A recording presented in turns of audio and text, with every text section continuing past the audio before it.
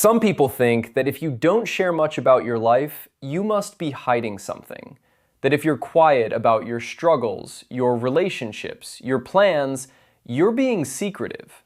But what if the real reason is something most people never see? What if you don't overshare because you learned very early that vulnerability without safety can backfire? There's usually a story behind restraint. And if you're someone who keeps certain things to yourself, this might explain more about you than you realized. If you're a quiet observer, you've probably noticed something others miss. You've seen how quickly personal stories turn into gossip, how private pain becomes entertainment, how advice sometimes feels like judgment in disguise. So you learn to watch first, to measure the room, to sense whether it's safe. Some people don't overshare because they grew up in environments where their feelings were dismissed or used against them. So now, their nervous system equates openness with risk. Others don't overshare because they value depth. They don't want 10 people knowing 10% of them. They'd rather one person understand 80%. For them, privacy isn't fear, it's selectivity.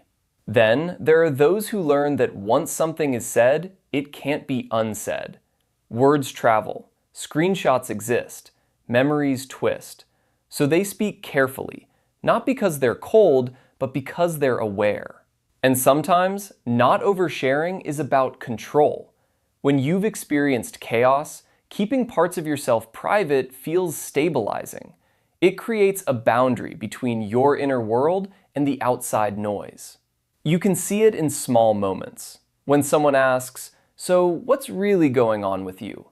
and you smile and give the edited version. When you go through something heavy but only talk about it months later.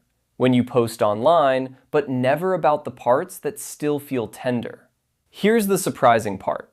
Research on emotional safety shows that the brain treats social rejection similarly to physical pain.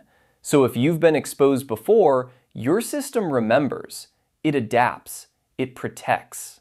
Not oversharing isn't a personality flaw, it's pattern recognition. But this doesn't mean you don't want connection. It often means you want safer connection. At its core, this isn't about secrecy.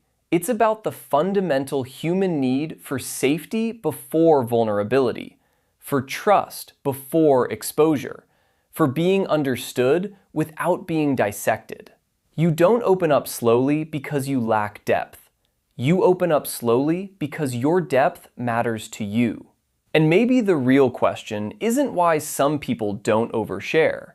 Maybe it's this: who made them feel like they couldn't?